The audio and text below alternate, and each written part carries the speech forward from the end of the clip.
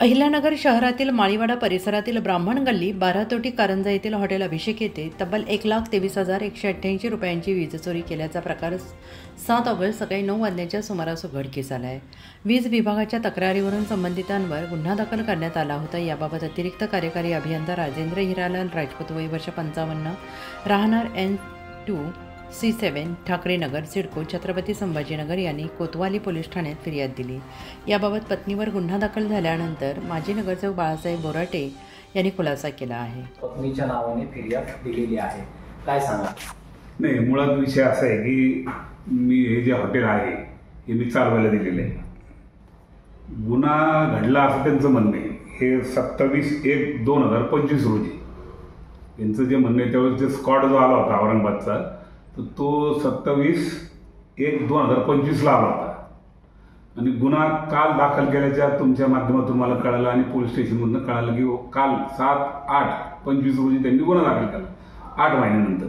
मुळात हा विषय असा आहे की मी त्यावेळेस त्या सेम डे म्हणजे 28/1ला मी तक्रार केलेली आहे माननीय पोलीस महासंचालक मुंबई आणि पोलीस अधीक्षक लुचपत विभाग यांनी त्यावेळेस जे राजपूत आहे यांनी जी फिर्याद दिली त्यांच्या विरुद्ध मी त्यावेळेस अर्ज दिला की यांनी मला त्यावेळेस 50,000 रुपयाची मागणी केली होती आणि त्याच्याबद्दल मी त्यावेळेस पत्र दिलेलं आहे त्यांना, त्यांची कॉपी तुम्हाला देतो मी। त्याच्यानंतर जो विषय आहे की मुळात त्यांचं काय म्हणणं पडलं की 3 फेज आहे, 3 फेज असतात म्हणले, तर 3 फेजमधले 1 फेज तुम्ही स्लो केले असं त्यांचं म्हणणं आहे। मला टेक्निकल त्यातलं काहीही कळत नाही आणि असं कुठेही चोरी केलेली नाही आणि पैसे देण्याचं काही कारण नव्हतं म्हणून मी पैसे भरलेले नाही आणि मी कोर्टात गेलेलो आहे त्या संदर्भात, ग्राहक माणसात पण गेलेलो आहे। आणि विषय असा आहे जर उद्या कोर्टाने निर्णय दिला माझ्या विरोधात तर मी तिथं पैसे भरेन ना।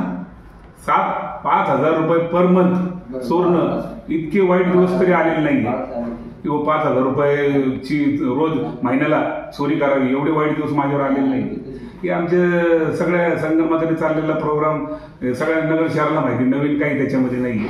माझं म्हणणं हेच आहे की मुळात मी वीज चोरली आणि कोर्टात ते न्यायप्रविष्ट बाब आहे, कोर्ट निर्णय देईल त्यावेळेस जर कोर्ट म्हणलं तुम्ही 70च्या ऐवजी नाही तुम्ही 2 लाख भरा 3 लाख भरा, कोर्टाच्या आदेशानुसार भरेन मी। त्यांनी मुळात काही पंचनामा केलेला नाही, मी पत्र दिलंय, त्याच्यानंतर माहितीच्या अधिकारात पण मी माहिती मागवली, त्यांनी त्याची माहिती दिलेली नाही मला। हे मी माहितीच्या अधिकारात गेले पत्र तुम्हाला सांगतो 8/4ला दिलेलं आहे, 8/4/25ला। त्या पत्राचा अजूनपर्यंत त्यांनी मला नीट हे केलेलं नाही, त्याचं माहिती दिलेली नाही की या गोष्टीचा पंचनामा केलेला नाही त्यांनी। मग का पंचनामा नाही केला? तुम्ही जर गुन्हा दाखल, खरं तर नियम असा आहे की या दिवशी तुमची रेड होईल, तुमचा स्क्वॉड येईल, चोरी पकडला जाईल, त्यावेळेसच तुम्ही त्याची लाईट कट करणं, गुन्हा दाखल करणं, पैसे वसूल करणं ही प्रोसिजर 1 दिवसाची असते। मग तुम्हाला 8 महिने का लागले गुन्हा दाखल करायला? मला हे विचार नाही। त्याला कोणतरी अधिकाऱ्यांच्या मागं कोणीतरी राजकीय षडयंत्रच आहे। एवढे 8 महिन्यानंतर गुन्हा दाखल का केला तो? आणि 5,000 रुपये महिन्याला, 5,000 महिना ॲव्हरेज काढला त्यांनी की 5,000 रुपये महिन्याला चोरी केलेली। आमच्या आजपर्यंत दर महिन्याला मी पैसे भरलेले आहेत, 25,000 रुपये महिना बिल भरलेले, आणि मग असं असताना मी चोरी कशासाठी करणार आहे? आणि गुन्हा दाखल करायचा होता तर त्यांनी एवढा उशिरा का केला? आता हे म्हणून ही जास्त मी याच्यावर का जास्त बोलणार नाही कारण ही बाब न्यायप्रविष्ट आहे आणि न्यायालय जो निर्णय देईल, उद्या मला न्यायालय म्हटलं मग तुम्हाला याची कारवाई करावं लागणार आहे, दंड भरावा लागणार आहे किंवा काय करावं लागतं, मी तयार आहे ना। यांच्या हुकुमशाहीला मी बळी पाडणार नाही। त्यावेळेस त्यांनी पैसे मागणी केली मला त्या राजपूतनी, यांचा जो स्क्वॉडचा प्रमुख आहे जो कालचा फिर्यादी राजेंद्र राजपूत यांनी त्यावेळेस पैशाची मागणी केली आमच्या मॅनेजरकडे। मी नव्हतो त्यावेळेस, मी बाहेर होतो, आमच्या मॅनेजरकडे पैशाची मागणी केली, त्यांनी पैसे न दिल्यामुळे त्यांनी तो केलेले। आणि आमचं हेच म्हणणं आहे ना आज पण तुम्हाला एवढ्या वेळ गुन्हा दाखल करायला का लागला? 8 महिने, 8 महिन्यानंतर तुम्हाला कुठून एवढी एकदम हे आलं, सगळ्याच गोष्टी हे आलेल्या आहेत 8 महिने आणि सगळं तुम्हाला कागद येत नाही। तुम्हाला मी पत्र दिलेले त्याचे कॉप्या आहेत, तारीख आहे त्याच्यावर 28/1/2025ला मी पत्र दिलेलं आहे त्यांच्या अधीक्षक अभियंत्याला, त्याच्यावर काही कारवाई केलेली।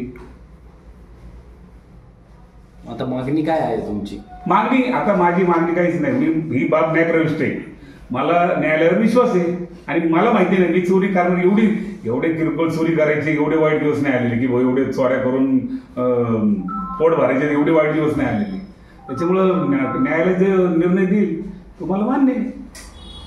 यांचे गुन्हा दाखल करण्याचे काय याच्यामुळं मोठं राजकीय राजकीय षडयंत्र रचले गेले, त्याच्यामुळे हे चाललेलं आहे. कोण आहे या षडयंत्रामध्ये? आता काय कोण आहे आता कळलं ना ते. आता बघा, मला एकतर तुमच्या माध्यमातून कळलंय की आता गुन्हा दाखल झालाय. मलाच माहित नव्हतं गुन्हा दाखल झालेला आहे. आणि मीच आश्चर्यचकित झालो की बहुत 8 महिन्यानंतर गुन्हा दाखल केला. आता त्यांनी मला सांगा ना, आज नगरमध्ये एवढा स्क्वॉड फिरतो किंवा राज्यभरात स्क्वॉड फिरतो, तो स्क्वॉड एक सेम डे करतो ना सगळ्या कारवाया. लाईट कट करणं, मीटर उचलून नेणं. तुम्हीच मीटर बदलून आणून दिलं. MSEBच्या लोकांनी मला मीटर आणून दिलेले बदलून, आणि तुम्हीच परत हे करता, कारवाई करता. काय काय म्हणजे हे कोणाच तरी सांगण्यावर नाही चाललेलं. ठीक आहे, माझा न्यायालयावर विश्वास आहे. जे होईल मी त्याला फेस करायला तयार आहे.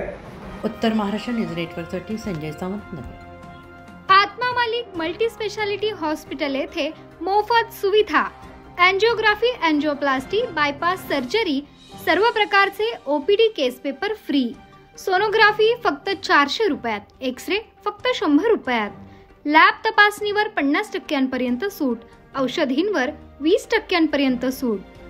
अधिक माहितीसाठी संपर्क 90 90 91 91 96 तसेच 7304 75 56 55. आमचा पत्ता Atma Malik multi speciality hospital, Kokamthan, Shirdi Kopargaon road, Samruddhi Mahamarg circle जवळ, कोपरगाव.